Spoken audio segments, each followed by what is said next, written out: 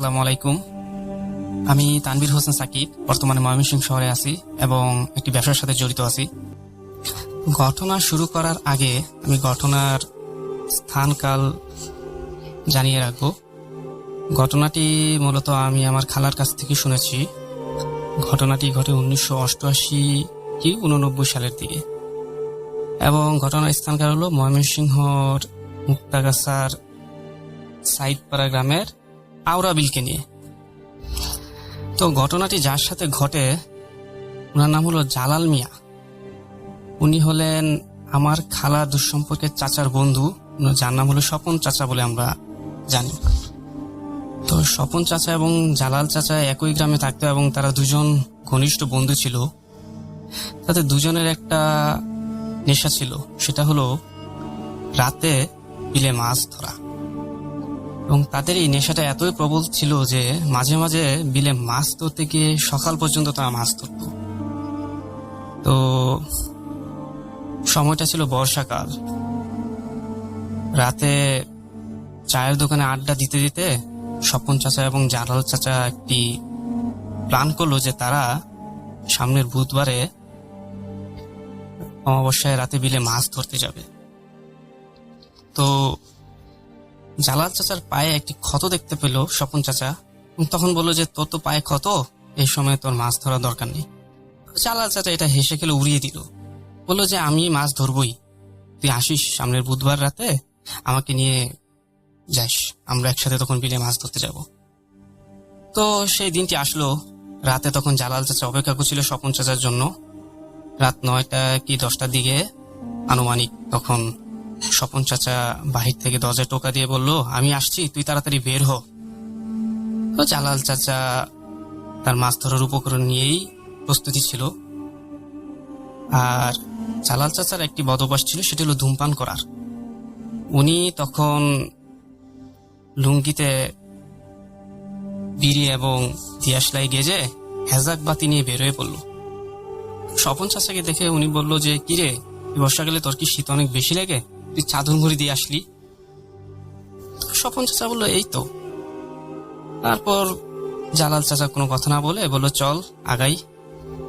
তো স্বপন চাচা আগে আগে যাচ্ছিল আর জালাল চাচা পিছনে কথা বলছিল, কিন্তু স্বপন চাচা তেমন কোনো উত্তর পাচ্ছিল না। সে একসময় বিরক্ত হয়ে জালাল চাচা একটি বিড়ি ধরালো। তো স্বপন চাচা বলল, বিড়ি বিলে গিয়ে ধরাইস, এখন আপাতত বন্ধ কর। জালাল চাচা বললো, আচ্ছা যেহেতু ধরেই ফেলছি এটা কিনি। তো হাঁটতে হাঁটতে জালাল চাচা স্বপন চাচা বিলে গিয়ে পৌঁছলো। তো প্রায় 20 মিনিট পর গিয়ে তারা বিলে গিয়ে পৌঁছলো।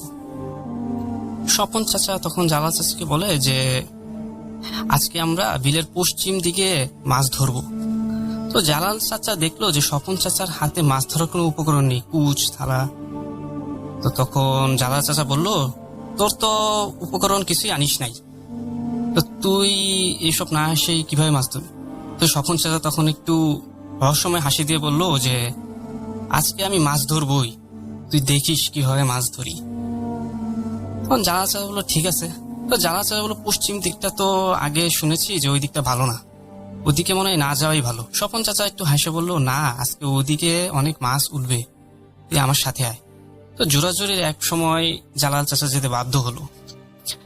লিসেনার্স বলে রাখি যে বিলের ওই পশ্চিম দিকটা ছিল অনেকটা কর্দমাক্ত, আর ওখানে জনমানবহীন শূন্য, কোনো বসত বাড়ি ছিল না। ওখানে কিছু তাল গাছ ছিল। ওই জায়গায় যাওয়ার পরে জালাল চাচা তার হেজাক বাতি দিয়ে যখন কুচ দিয়ে মাছ ধরতেছিল, অবাক করা বিষয়, প্রত্যেকটা কুচ মারার পরেই দেখি মাছ আটকে যাচ্ছে।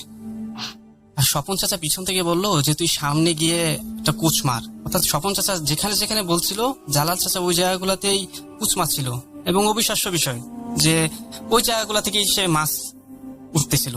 তো জালাল চাচা তো আনন্দে আত্মহারা, সে তখন তার হুঁশ জ্ঞান নাই। স্বপন চাচা কই গেল না গেল, সে তখন কুচ দিয়ে মাছ ধরতেই ছিল। তো এক পর্যায়ে তার যে মাছ ধরার থালা ওটা ভরে গেল এবং জালাল চাচা তখন হুঁশ ফিরল, আরে স্বপন কোথায়? তখন সে স্বপনকে ডাক দিল, কিরে স্বপন, তুই কোথায়? তখন স্বপন বলল যে, এই যে আমি। বললো, তুই কি এতক্ষণ আমার মাছ ধরা দেখলি? হ্যাঁ, আমি এতক্ষণ মাছ ধরা দেখছি, এবার আমারটা দেখ। তখন স্বপন চাচা করলো কি যে এক লাফ দিয়ে বিলের মাঝখানে একটু গভীরে গিয়ে সে ডুব দিল। তো জালাল চাচা এটা থেকে কিছুটা অস্বস্তি বোধ করলো যে কিভাবে এক লাফে সে বিলের মাঝখানে চলে গেল। তো 10 থেকে 15 মিনিট পর স্বপন চাচা একটা বিশাল বড় মাছ সে উঠালো এবং জালাল চাচার দিকে তাকিয়ে বলল, এত বড় মাছ ধরেছি দেখছিস? তো ওই মাছটা জালাল চাচার দিকে ছুঁড়ে মারলো, যেন মনে হলো যে একটা ক্রিকেট বল শূন্য যেমন ছুঁড়ে মারে। তো জালাল চাচা এটা দেখে আর একটু ভরকে গেল যে এত বড় মাছ ওজনের এটা কিভাবে সম্ভব ছুঁড়ে মারা। তখন জালাল চাচা বলল, আচ্ছা এর থেকে আরেকটা বড় মাছ তুই ধরে দেখা তো। স্বপন চাচা তখন আবার ডুব দিল এবং প্রায় 15 থেকে 20 মিনিট পরে সে আবার পানির উপরে উঠে এসে এর থেকে প্রায় দ্বিগুণ সাইজের একটি মাছ সে জালাল চাচাকে দেখে বলল, দেখছিস? তো জালাল চাচা এটা দেখে একটু ভয় পেয়ে গেল। সে ভাবলো যে স্বপন তো কখনো পানির নিচে 2 মিনিটের বেশি ডুব দিয়ে থাকতে পারে না, বলে এটা কে? তার মাঝখানে একটু ভয় আর একটু অস্বস্তি ঘিরে ফেললো। ওই যে বড় মাছটা ধরলো ওটাও সে এমন ভাবে ছুঁড়ে মারলো যে এটা কিছুই না তার কাছে। তখন জালাল চাচার মনে একটু সন্দেহ বাঁধতে শুরু করলো যে এটা কি আসলেই স্বপন নাকি অন্য কেউ। তখন স্বপন চাচা একটি ভিতকুটে হাসি দিয়ে বলল যে তুই যা ভাবছিস আমি তো সেই। তখন জালাল চাচা দেখলো যে সে যেখানে দাঁড়িয়ে আছে সেটা ছিল পুরো কাদা এবং তার পা দুটো কাদায় ডেবে গেছে। তো উনি পিছনে ফিরে যাওয়া শুরু করবে যে আমি এই জিনিসটা থেকে নিজেকে তাড়াতাড়ি মুক্ত করতে চাই। ঠিক তখনই স্বপন চাচা কি করলো যে পানির উপর দিয়ে এক লাফ দিয়ে শূন্যে ভেসে জালাল চাচার উপরে এসে ঝাঁপিয়ে পড়লো। জালাল চাচা এটা দেখে খুব ভয় পেল। যদিও তিনি অনেক সাহসী ছিলেন তবুও তিনি তার মানসিকভাবে নিজেকে ধরে রাখলো, যত যাই হোক আমার এটা থেকে নিজেকে আজকে রক্ষা করতেই হবে। এই সময় উনি দেখলো যে স্বপন চাচা রূপী যে এন্টিটি সেটা কুকুরের রূপান্তরিত হলো, অর্থাৎ কুকুরের সাইজ থেকে অনেক বিশাল এবং দাঁতগুলো সোচালো এবং হাতে অনেক বড় বড় নখ। এটা দিয়ে স্বপন চাচার গায়ে আঁচড় মারতে শুরু করলো এবং পানির দিকে টানতে শুরু করলো। স্বপন চাচার হাত থেকে হ্যাজাকলেটটা পড়ে যাওয়াতে সে তার পুঁছটা খুঁজে পাচ্ছিল না। তো জালাল চাচা তারপরে হাতড়াতে কুচটা খুঁজে পেল। অনেকক্ষণ দস্তাদস্তি হয়েছিল এখানে। জালাল চাচা পরে কি করলো, স্বপন চাচা রূপী ওই জানোয়ারটার দিকে কুচ দিয়ে আঘাত করলো। তো ওই জানোয়ারটা তখন ঘুংরাতে অদৃশ্য হয়ে গেল। জালাল চাচা অনেকটাই দুর্বল হয়ে গেছিল এবং তারপরে কোনো মতে ওখানে উঠে হাতে এক মুঠো কাদা নিয়ে উপরে উঠে কোনো রকমে হ্যাজাক বাতিটা নিয়ে একটা শুকনা জায়গায় দাঁড়ালো। দাঁড়িয়ে সে কাদা মুঠো করে সূরা ইয়াসিন এবং সূরা ফাতিহা পড়ে ওই কাদাতে ফু দিয়ে সে একটি বৃত্ত বলয় করলো। তো জালাল চাচা গ্রামের যারা বয়স্ক ছিল তাদের কাছ থেকে শুনেছে যখন এরকম কোনো একটা ভৌতিক ঘটনা বা কোনো কিছুর সম্মুখীন হয় তখন এই কাদাতে ফু দিয়ে সূরা পড়ে বৃত্ত করলে নাকি সেটা সুরক্ষা বলয় হিসেবে কাজ করে। তো জালাল চাচা বললো যে আজকে যদি আমি এখান থেকে যেতে চাই তাহলে আমার মৃত্যু নিশ্চিত। কেন ওই জায়গাটা ছিল জনমানব শূন্য, তাকে ডাকলেও কাউকে এখানে পাওয়া যাবে না। আর ওদূরে কিছু তাল গাছ দাঁড়িয়ে আছে। তো সে ভাবলো যে আমি আজকে বৃত্ত বলয় করে সারা রাত কাটিয়ে দিব। তো বৃত্ত বলয় করে সারা রাত কাটিয়ে দিল। কিছুক্ষণ নীরব থাকার পরে বর্ষাকাল, চারদিক নীরব, গুটগুটে অন্ধকার, হ্যাজাকের ক্ষীণ আলোয় তখন দেখতে পেল যে আকাশটা বিজলি চমকাচ্ছে, বৃষ্টি হবে, প্রচন্ড বিজলি চমকাচ্ছে। একটু পরে গর্জন দিয়ে মনে হয় বৃষ্টি পড়তেছে, কিন্তু অবাক করা বিষয় হলো যে বৃষ্টির কোনো ফোঁটা তার বৃত্তবলের ভিতরে পড়ছে না। হ্যাজাকের ক্ষীণ আলোয় দেখতে পেলো যে আসলে ওটা বৃষ্টি না, ওটা মনে হলো যে রক্ত বৃষ্টি। চারপাশের মাটিগুলো যেন রক্তে লাল হয়ে গেছে আর প্রচন্ড বাতাসে মনে হলো যে তাল গাছের মাথাগুলো ভেঙে পড়বে।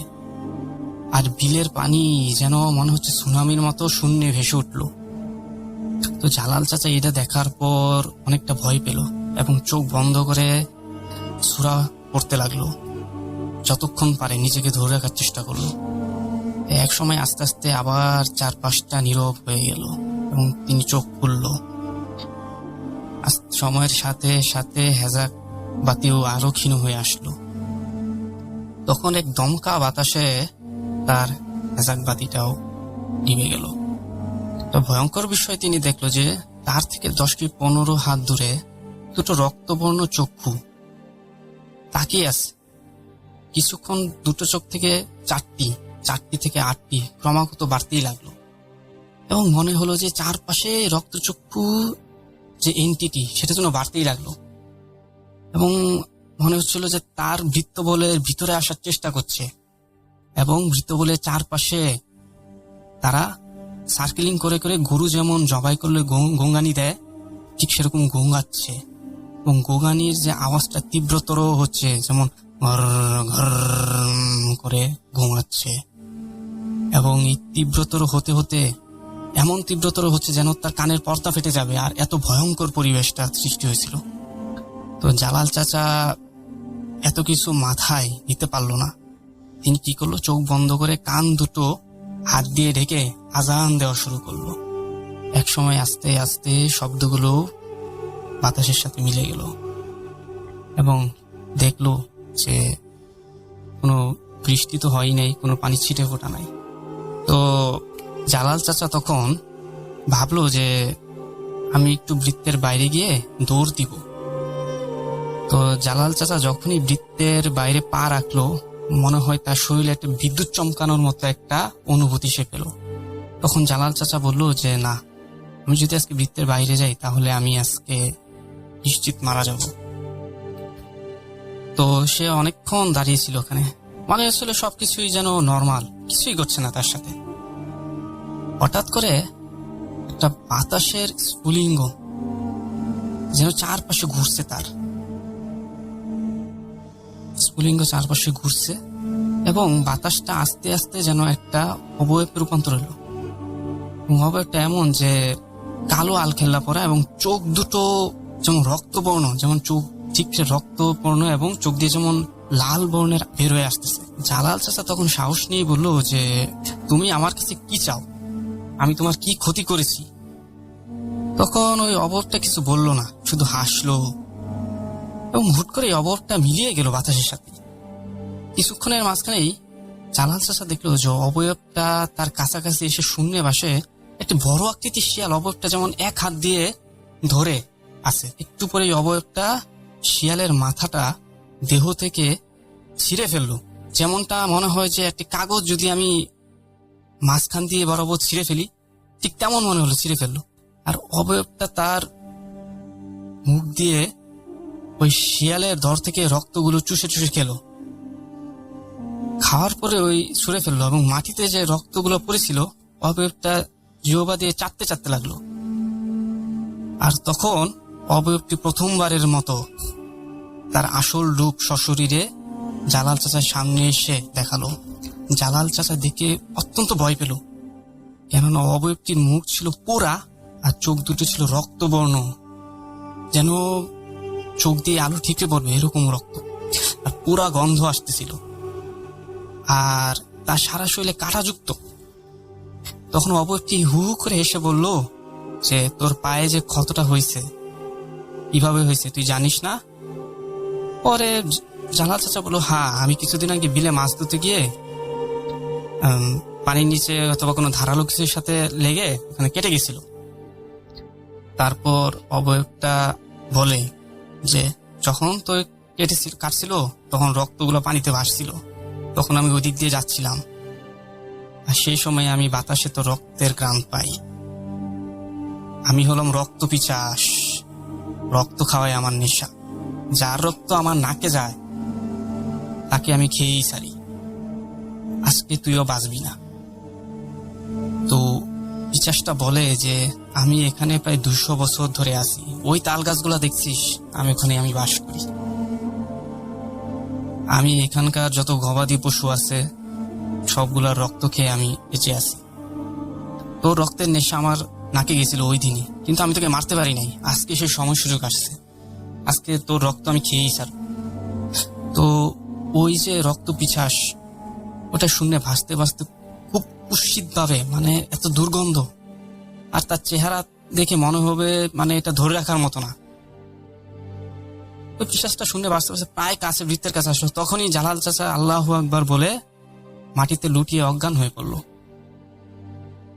তো জালাল চাচা জ্ঞান ফিরলো। জ্ঞান ফেরার পরে দেখে যে তার চারপাশে স্বপন চাচা, তার স্ত্রী এবং গ্রামবাসী এবং হুজুর ছিল।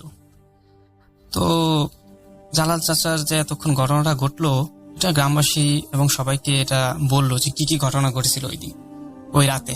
তো তারপরে স্বপন চাচা বললো যে না, ওই দিন রাতে আমি আসি নাই, কারণ আমার বাচ্চা অনেক অসুস্থ ছিল, জ্বরে আক্রান্ত ছিল।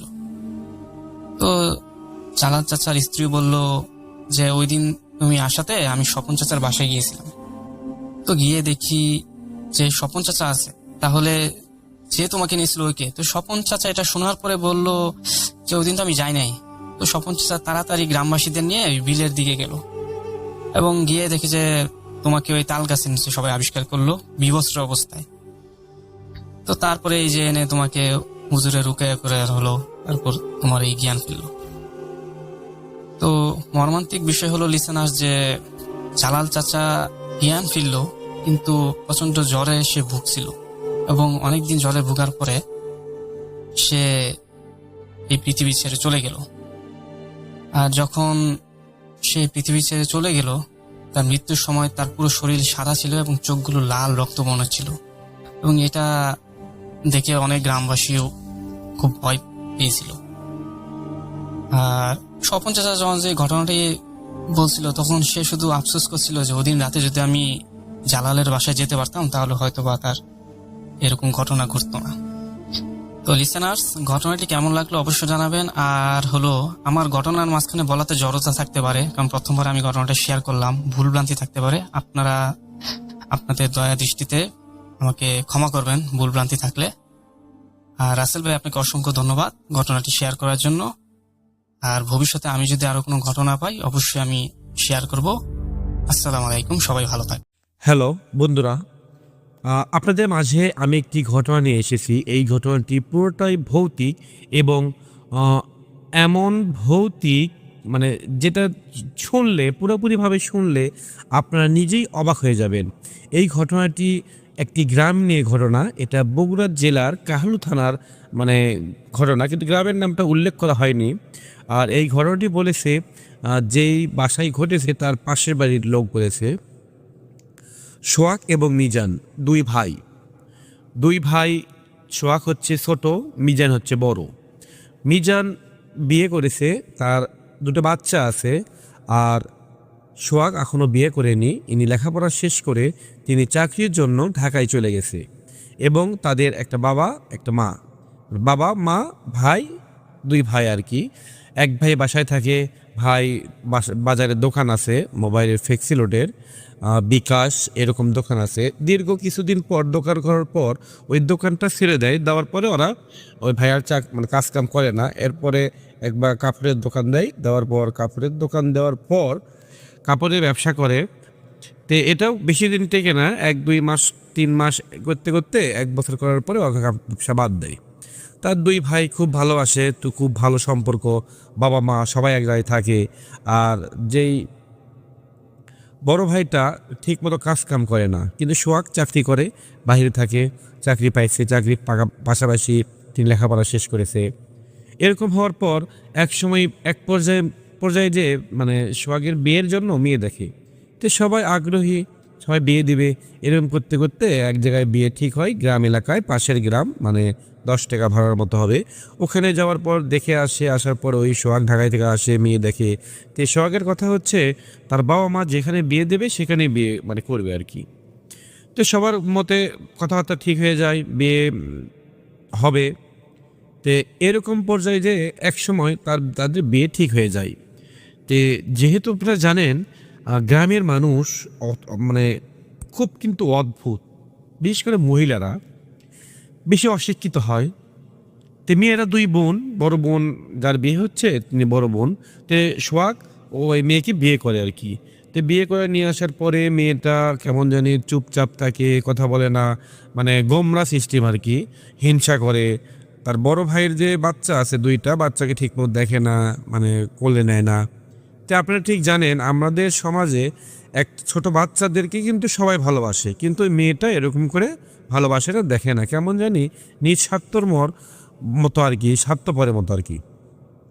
এই পর্যায়ে চলে যায় 1 মাস। 1 মাস যাওয়ার পর তার ভাবি, মানে ওই বড় ভাইয়ের বউ ঠিক বাসার সব কাজ করে, একাই করে।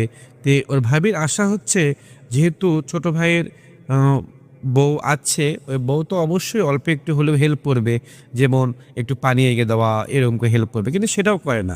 সারাদিন ঘরের মধ্যে থাকে। যখন সোহাগ ঢাকায় থেকে আসে, বাসা থেকে বের হয় না, ঘর থেকে বের হয় না, দুজনই ঘরের মধ্যে থাকে। আচ্ছা, নতুন বিয়ে করছে ভালো কথা, অবশ্যই তো বাসার লোকদেরকে একটু সাহায্য হেল্প করা উচিত, তাই না? মানুষ কি বলবে? তো এরকম করে বলে, তুমি একটু কাজ করবা, কাজ করো না কেন? তার ভাবি বলে। এইসব কিছু বলার পরে ওই মেয়েটা যে একটু মাইন্ডে নিচ্ছে সেটা কেউ বোঝে না, জানে না। ভালোবেসে সবাই ভালো করে বলেছে। তিনি যাওয়ার পরে সব কথা বলেছে তার মাদেরকে, কিন্তু তার মা এমন একটা কাজ করছে যে সেই কাজটা বলার মতো না। তো ওই ওই মাটা ওই মেয়েকে বা কিছু না বলে তিনি ওই ছেলের ওপর, মানে ছোট ভাইয়ের ওপর কালো জাদু করেছে। এই জাদু করেছে যেন সারাদিন বইয়ের কথা শোনে, বইয়ের কথা যেন উঠে বসে, আর বাপ মা ভাই বোনদেরকে যেন দেখতে না পায়, টাকা পয়সা না দেয়। এটা করছে হচ্ছে ওই মেয়ের মাও। তে ওই মেয়ের মা করার পরে এই সোহাগ যখন ঢাকায় চাকরি করে, করতে করতে কিছু কিছু অদ্ভুত ঘটনা ঘটে। ভাল লাগে না, বাড়ি চলে আসবে, বইয়ের কাছে আসবে, এরকম করতে করতে 15 দিন পর পর বাসায় চলে আসে। তো সবাই ভাবলো যেহেতু নতুন বউ, এই জন্য মনে হয় বাসায় ঘন ঘন আসতেছে। আসার পর যাইতে চায় না, অদ্ভুত কিছু করে, ভাবিদের সাথে কথা বলতে চায় না। ভাতিজা আছে, ওদের সাথে খারাপ ব্যবহার করে, কিন্তু আগে এরকম করেনি। বড় বয়সের ভাইয়ের সাথে কথা বলে না, বাপ মায়ের সাথে কথা বলে না, কম কথা বলে। এটা বলে হচ্ছে সোহাগ। তো এরকম পর্যায়ে যাওয়ার পরে তো সবাই ভাবে বিয়ে করার সাথেই এরকম করে চেঞ্জ হয়ে গেছে, পাল্টে গেল। তো সব যখন ওকে, তখন হঠাৎ করে একদিন রাতে সোহাগ দেখে উঠে বাসা থেকে বের হয়ে চলে যাচ্ছে। তখন তার মা বলে, কে রে, উনি কোথায় যাবে সোহাগটা? এ বাবা, তুই কই যাবি, কই যাবি সোহাগ? এ ডাক দেয়। তখন সোহাগ তাকায় না। যখন দরজা খুলবে, খোলার আগে তার বাবাকে ডাক দেয় তার মা, এবং তার বড় ভাইকে ডাক দেওয়ার পর সবাই মিলে যখন আসে সোহাগ বলে, তুই কোথায় যাবি? যখন সোহাগের হাত ধরে টান মারে, তখন সোহাগ এমন জোরে হাত টান মারে তার বাবার কাছ থেকে, মনে হয় বাবার চলে গেল অন্যদিকে। কেন এত শক্তি? তখন সোহাগকে যখন ধরে পিঠ দিকে টেনে নিয়ে আসা হয়, তখন সোহাগ ঘুমহীন কণ্ঠে বলে, আমাকে ছেড়ে দে, আমি চলে যাব, আমি এখানে থাকবো না, এখানে আমি থাকতে পারতেছি না, তোরা আমাকে ছেড়ে দে। তখন সোহাগের বাপ মা বলে, কে রে, আমার ছেলে কি হলো, এরকম করতেছে কেন? তখন সবাই ভয় করে, এবং এই ভয় পাওয়ার এতেই তখন হঠাৎ করে সোহাগ দুই চোখ যখন মেলায়, তখন দেখে চোখ রক্তের মতো লাল হয়ে গেছে, দাঁত কেমন জানি হয়ে গেছে, গা দিয়ে দুর্গন্ধ বের হচ্ছে। তখন সবাই ভয় করে, বলে আমার ছেলের কি হয়েছে? তখন দরিদ্র হাত পা বেঁধে নিয়ে আসার পর ঘরের মধ্যে যখন রেখা দিছে, তখন সেই ঘরের মধ্যে কেউ থাকতে ভয় করে। সবাই একসাথে রাত জাগে, সকাল হয়ে যায়। তখন আস্তে আস্তে ধীরে ধীরে সোহাগ ঘুম এসে যায়। তখন সোহাগকে যখন ট্রেনে তোলার পর বলে, কে রে সোহাগ, তোর কি হয়েছিল? সোহাগ বলে, আমি কি হয়েছে আমি তো কিছু জানি না, কিন্তু আমার শরীর প্রচুর ব্যথা, আমি তো কিছুই জানি না কি হয়েছে। তখন সবাই ভাবলো অবশ্যই এটা আত্মার দিক কোনো ঘটনা ঘটেছে, কোনো কিছু একটা হয়েছে। তখন সবাই একটা হুজুরকে ডেকে নিয়ে আসার পর হুজুর বলে, যখন হুজুর বসার পর এইসব কিছু দেখার পর হুজুর বলে, আমি এখন চলে গেলাম। কিছু না বলে হুজুর চলে যাওয়ার পর আরেকটা হুজুরকে ডেকে নিয়ে আসা হয়। নিয়ে আসার পর হুজুর যখন বলে, হ্যাঁ কোনো সমস্যা নেই, আমি চিকিৎসা করব। যখন সোহাগের বাড়িতে বসার পর দোয়া দরুদ পড়ার আগেই দোয়া দরুদ পড়তেছে, সোহাগ আছে সামনে। এরই মাঝে হুজুর হঠাৎ করে চমকে ওঠে ওখান থেকে চলে যায়, কাউকে কিছু না বলে চলে যায়। তখন সোহাগের বাপ বলে, আগে হুজুর চলে গেল, এই হুজুর চিকিৎসা করার কথা বলে এই হুজুরটা চলে গেল, এটা কারণ কি হতে পারে? তখন জানার জন্য খুবই ইচ্ছা, তখন ওই হুজুরের কাছে চলে যায়। হুজুর ধরা দেয় না, বলে আপনি আমাদের কাছে আসবেন না, আমার কাছে আর আসবেন না। এরকম হওয়ার 3 দিন পর হুজুর ওই সোহাগের বাবা আবার চলে গেছে হুজুরের কাছে, যাওয়ার বলছে, হুজুর আমি একটা মিনিট কথা বলবো আপনার সাথে। তখন হুজুর বলে, আচ্ছা ঠিক আছে, আপনি বাড়িতে আসেন। বলতেছে আপনি কিছু না বলে বললেন চিকিৎসা করব, চলে আসলেন কেন? তখন হুজুর বলে আমি এই জন্য চলে যাচ্ছি, একে যেই ওর সাথে যে জিনিসটা আছে ওটা খুব ভয়ানক আর খুব শক্তিশালী, ওর সাথে লড়াই করতে আমি পারবো না। কেন ওই আমার ভয় দেখাইছে আমি যদি ওর চিকিৎসা করতে যাই তাহলে আমাকে এখান থেকে নিয়ে চলে যাবে আর আমাকে আমার ছেলে মেয়েকে ক্ষতি করবে, বউ বাচ্চার ক্ষতি করবে, মেরে ফেলে দেবে। আমি তো এই জন্য আমার বাবা মানে বউ বাচ্চা এদের জীবনটা বিপদে ফেলতে পারি না, এই জন্য আমি ওখান থেকে চলে যাচ্ছি। আর ওইটা যদি চিকিৎসা করতে হয় তাহলে খুব বড় ধরনের হুজুর এবং জাননিয়ালা ওর সাথে যেতে হবে আপনার। কেন যে হুজুর ওর সাথে লড়াই করতে পারবে তাই শুধু ওর চিকিৎসা করতে পারবে। এরকম করে অনেক 4-5টা কবিরাজ দেখায়, হুজুর দেখায়, কোনো কিছু করতে পারে না। আর দিন দিন সোহাগের অবস্থা আরও খারাপের দিক চলে যায়, নিজে হাত কাটতে যায়, নিজে গিয়ে পাও কাটতে যায়। তো এরকম তো হওয়ার কথা না। বিয়ের মাও তখন দেখতে আসে, আসার পর টেনশনে পড়ে যায়, তখন বলে এরকম তো হওয়ার কথা না, হওয়ার কথা তার ভাবিকে দেখতে পারবে না, তার ভাইকে দেখতে পারবে না, তার বাবাকে সহ্য করতে পারবে না, মাকে দেখলেই শরীর জানি কেমন জানি হয়ে উঠবে, ভালো মতো মিষ্টি করে কথা বলবে না, এরকম হয়ে যাবে। কিন্তু তা বিপরীত হয়ে গেছে, তার জামাইয়ের ক্ষতি হতে শুরু করছে। তখন ওখান থেকে একটা হুজুরে খোঁজ পায়, পাড়া মহল্লার একটা মুরব্বী মানুষ বলে একটা হুজুর আছে, ওখানে গেলে চিকিৎসা করতে পারবেন।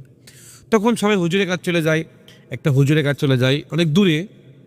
যাওয়ার পর হুজুরকে সব কিছু খুলে বলার পর হুজুর বলতেছে আমি চিকিৎসা করব, কিন্তু আমার 7 দিন সময় লাগবে, আপনারা চলে যান, আমি 7 দিন পর আপনাদের বাসায় যাব। তখন হুজুর যখন 7 দিন পর আসবে, আসার আগে হুজুর বলে আমি কিছু তাবিজ দিচ্ছি, এটা কখনো হাত ছাড়া জানা হয়, কেন হাত ছাড়া হলে এই ছেলেটার বিপদ আছে।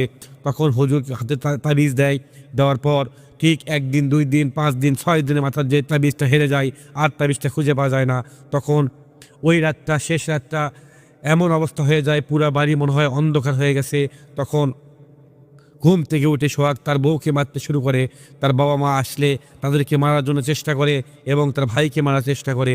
তখন পাড়া মহল্লা সবাইকে ডেকে আনার পর ওকে এমনভাবে শক্ত করে ধরার পরে আটকে রাখা দেয়, বলে এই যেন না আসতে পারে। সারা রাত হাত পা বেঁধেছিল।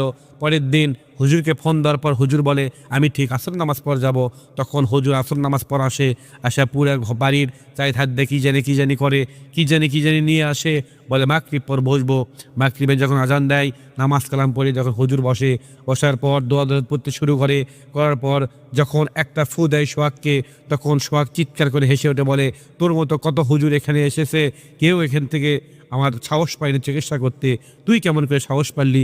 তোর সংসারে আমি ক্ষতি করব, তোকে আমি শেষ করে দেবো, তোকে আমি এখানে রাখবো না, তুই যদি বাঁচতে চাস তখনও সময় আস, তুই চলে যা, আমি তোকে মাফ করে দেবো।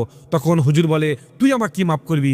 আমি তোকে মাফ করলে তুই মাফ হবি, কেন আমি তোকে আজকে শেষ করে দেবো। তুই আর 10টা হুজুরের মতো আমাকে পাসনি, আমি কি তুই এখন সেটা বুঝবি। কেন শুরু কবল। হুজুর আরও দোয়া দরুদ যখন ফু দেয়, তখন উনি বলে আর আমায় ফু দিস না, আমি সহ্য করতে পারতেছি না, আমার শরীর কেমন জানি হচ্ছে। তখন হুজুর বলে তোর শরীর এখন কেমন জানি হচ্ছে, আর অল্প একটু পর আগুন জ্বলে উঠবে, তোর আগুনে জ্বলে পড়ে তোকে শেষ করে দেবো, তুই এখান থেকে কেমন বাঁচিস সেটা আমি দেখবো, যা তুই এখান থেকে চলে যা, তোর যদি ক্ষমতা থাকে তুই এখান থেকে চলে যা। তখন হুজুর বলে তোর কোনো ওস্তাদ আছে, তোর কোনো গুরুজন আছে যে তোকে বাঁচাবে এখান থেকে? তখন ওই জিনটা বলে আমার ওস্তাদ আমি একাই, কেন আমার তো শক্তিশালী, আমার সামনে কেউ দাঁড়াতে পারে না, তুইও পারবি না। তখন হুজুর বলতেছে যতই শক্তিশালী হোক না কেন, পবিত্র কোরআনের পাশে কেউ নেই, কেউ পারবে না, কেন আমি তোর চিকিৎসা তোকে শেষ করে দেবো পবিত্র কোরআন দিয়ে, আমি কোনো হাত দিয়ে না, পা দিয়ে নে, চাকু দিয়ে না, আমি তোর পবিত্র কোরআন দিয়ে তোকে আমি শেষ করে দেবো। তখন ওই জিনটা বলে তুই আমার কিছুই করতে পারবি না, আজকে তোর জীবন শেষ, কেন তোকে আমি মেরে ফেলে দেবো, তুই এখানে বাঁচার কোনো ক্ষমতা নেই। এই কথা বলার পর হুজুর আরও খেপে যায়।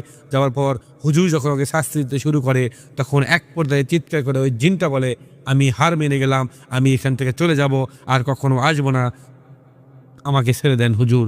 তখন হুজুর বলে সোজা ঠিকই হইলি, কিন্তু আমায় খেটে নিলি, বল তোকে এখানে কে পাঠাইছে, না তুই একা একা আছু, কি হয়েছে? তখন হুজুর জিন বলে এখানে আমাকে পাঠাইছে এই ছেলেকে বইয়ের বশ করার জন্য, কিন্তু একটা কাজ ভুল করেছে এবং ওর সাথে একটা জিন থাকে, একে আমি ওর কাছে যেতে দেয় না, ওই জিনটাকে আমি মেরে ফেলে দিয়েছি। দেওয়ার পর আমি সিদ্ধান্ত নিয়েছি ওই ছেলেকে আমি শেষ করে দেবো, তাহলে সমস্যা শেষ। কিন্তু ওই কবিরাজটা আমাকে এখানে পাঠাইছে, কেন পাঠাইছে আমি তা জানি না, কিন্তু তার বাবা মার সাথে খারাপ ব্যবহার করে, আমি যেন কষ্ট দিই, এইসব কিছু করার জন্য আমাকে পাঠাইছে। কিন্তু আমার মনের মধ্যে প্রতিশোধ, কেন ওই জিনকে যখন মারতে যাব তখন আমার হাতে আঘাত করে, আমি হাতে প্রচুর আঘাত করি পাই, তখন আমি সিদ্ধান্ত নিই এই ছেলের মাধ্যমে ওই জিন থাকতো, ওই জিনটা এই ছেলেকে রক্ষা করতো, আজকে ওই জিনটাকে মেরে ফেলে দিয়েছি, জিনটাই আমায় আঘাত করছে, আমি জিন হয়ে বলতেছি এই ছেলেকে আমি শেষ করে দেবো। তখন থেকে আমি শুরু করছি শেষ করার জন্য, আমি একে মারবো না, কেন একে দুর্বল করার জন্য আমার পাঠিয়ে দেওয়া হয়েছে। তখন হুজুর বলে তোকে কে পাঠাইছে? বলে আমাকে পাঠাইছে এর নতুন বউ, ওর বইয়ের মা, যেন আমি ওই ছেলেটার বইয়ের কথায় ওঠে আর বসে, বাপ মায়ের কথা না শোনে, তার ভাই ভাবির কথা না শোনে, বাচ্চাদের যেন আদর না করে। এই জন্য দেখুন মানুষ কতটা নিষ্ঠুর, নিষ্ঠুর হলে এই কাজটা করতে পারে। নিজের জামাইয়ের প্রতি তাবিজ করছে, মেয়েকে ভালোবাসার জন্য, ভালোবাসা আসে মন থেকে, তাবিজ দিয়ে না। এরপর হুজুর যখন বলে এখন আমি তোকে শেষ করে দেবো, তোকে আমি রাখবো না, আর এই কথাটা যখন সবাই শোনে সবাই আতঙ্ক হয়ে যায়, সবাই ভয় খেয়ে যায়, বলে মানুষ এত বড় কাজ করতে পারে, এত পাষাণ হতে পারে, নিজের জামাইয়ের প্রতি এরকম অন্যায় করতে পারে। তখন হুজুর বলে আর তুই কিছু বলবি? তুই কি এই ছেলেকে কষ্ট দিয়েছিস? তখন ওই জিনটা বলে আমি এর মাথায় আঘাত দিয়েছি, পেটে গিট মেরেছি, হাঁটতে পারে না, আর মন ভুলে যায়, মেজাজ সবসময় গরম থাকে, মাথার মধ্যে সব ঘুরে দিই, মনকে অস্থির করে রাখি। তখন হুজুর বলল সব কিছু তুই ভালো করে দে, সব কিছু শেষ করে দে, এবং তুই বান থাকলে বানটা ছুটে দে। তখন ওই জিনটা বলে আমি কিছু করতে পারবো না। তখন ওই হুজুর বলে তুই কিছু করতে পারবি না, আমায় করতে হবে। তখন ওই জিন বলে তোমার যদি এতই ক্ষমতা থাকে তাহলে তুমি শেষ করো। তখন হুজুর বলে তুই এখনো আমার ক্ষমতা বুঝতে পারিস নি, আমি তোকে এখানে আটকাইতে পারছি, তুই এখান থেকে যাইতে পারতেছিস না, তুই যাইতে পারলে তুই ইচ্ছে করে যাইতে পারতি, তুই কি পারবি? বলে না আমি এখান থেকে যাইতে পারবো না। বলতিছে আমি যদি এসব কিছু করতে পারি তাহলে তোর দেওয়া বান কেন আমি কাটতে পারবো না? কথাটা কিন্তু ঠিক। এরপরে ওই হুজুরটা মাথায় ফু দেয়, বুকে ফু দেয়, পায়ে ফু দেয়, মনে ফু দেয়, পেটে ফু দেয়, দেওয়ার পরে আস্তে আস্তে বান সব কেটে যায়। তখন ওই জিনকে বলে কেটে আর কয়টা বান আছে? তখন ওই জিনটা বলে আর কোনো বান নেই, বান সব আপনি কেটে দিয়েছেন। তখন ওই হুজুর বলে জিনকে দেখ ক্ষমতা আমার না, ক্ষমতা হচ্ছে পবিত্র কোরআন, আল্লাহ পাক চাইছে দেখা হয়েছে, কেন এটা মানুষের সম্ভব না, আল্লাহ পাক ইচ্ছা করে সব কিছু করতে পারে, পবিত্র কোরআন পারে না এমন কোনো কাজ পৃথিবীতে নেই।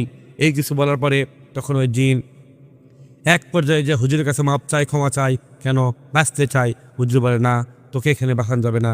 তখন হুজুর দোয়া দরুদ পরে ঠিক আধা ঘন্টা ধরে ওই ছেলেটা চিৎকার করেছে, 10 মিনিট যখন দোয়া করছে, সূরা করছে, আমল করছে, আর ফু দিয়েছে। ফু দেওয়ার পর থেকে আধা ঘন্টা ওই ছেলেটা ছটপট করেছে। তখন হুজুর বলে ওই ছটপট করতে থাকুক, যত লাফাবে ততই তাদের ভালো হয়ে যাবে। তখন এক পর্যায়ে ঠিক 10 মিনিট পর ওই ছেলেটা নিস্তব্ধ হয়ে যায়, সোহাগ নিস্তব্ধ হয়ে যায়। তারপর সোহাগের মাথায় পানি দেওয়ার পর ও জ্ঞান ফেরানোর পর বলা হয় তোমার কি হয়েছিল? তখন সোহাগ বলে আমার কিছু হয়নি, আমি জানি না, কিন্তু আমার শরীর প্রচুর ব্যথা, মাথা ব্যথা, আমার কি হয়েছে আমি কিন্তু বুঝতে পারতেছি না। তখন এরকম হওয়ার পর হুজুর বলে তোমার সাথে যে ঘটনা ঘটেছিল সব কিছু একবার শেষ হয়ে গেছে, তুমি খুশি না মন খারাপ? তখন সোহাগ বলে আমি অনেক খুশি, কেন ওরা আমাকে অনেক কষ্ট দিয়েছে, আপনি আমাকে রক্ষা করছেন হুজুর, আমি আপনার কাছে কৃতজ্ঞ।